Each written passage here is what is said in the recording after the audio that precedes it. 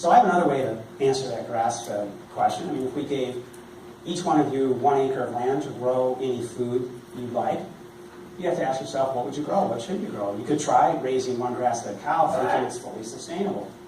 Just like that New York Times multiple time best-selling author is telling everyone.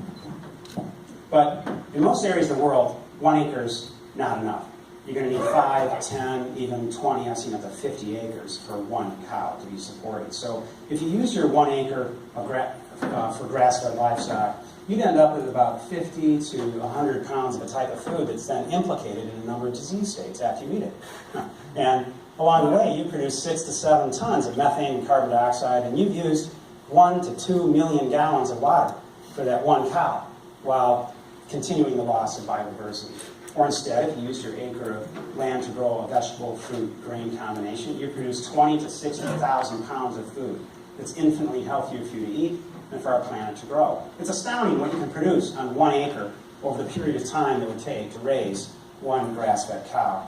It's quite an amazing difference, isn't it? Now imagine extrapolating that model out, or variations thereof, in terms of global use of our resources. And now answer that question about how sustainable raising grass-fed livestock really is. That's what I'm asking here before I was escorted off the farm. No. And for those who still think that eating any animal is sustainable, it's time to introduce this concept: optimal, or optimal relative sustainability. That'll work. How sustainable is it to raise and eat any animal product in a relative sense as compared to plant-based foods? How can we best use our resources? What foods will have the very least effect on climate change? Which foods best promote our own human health, and which are the most compassionate, all wrapped up in one package? This is the way we need to start viewing things in a relative sense as to how to achieve optimal sustainability. Now, about the Go Meatless on Monday campaign, assuming that you eat meat on the other days of the week. So if you do this, you subscribe to this campaign of Go Meatless on Mondays. If you go meatless on Mondays, you'll be contributing to climate change, pollution, global depletion of our planet's resources, and your own health on only 6 days of the week then, instead of 7. And you'll be creating a false justification for your actions on those other 6 days of the week. In other words, please, let's not rest on the laurels of what you're doing right, only 1/7 at a time. Now, what does eating less meat really mean in terms of numbers? Just in the 1 hour or slightly more than I'm speaking here today, say from 2 to 3 o'clock, over 8 million animals are slaughtered for us to eat in that 1 hour.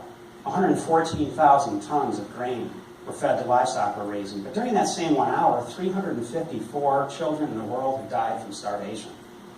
6,000 acres of tropical rainforest were destroyed and replaced by cattle or crops to feed them. And over 4 million tons of greenhouse gases have been dumped into our atmosphere by livestock.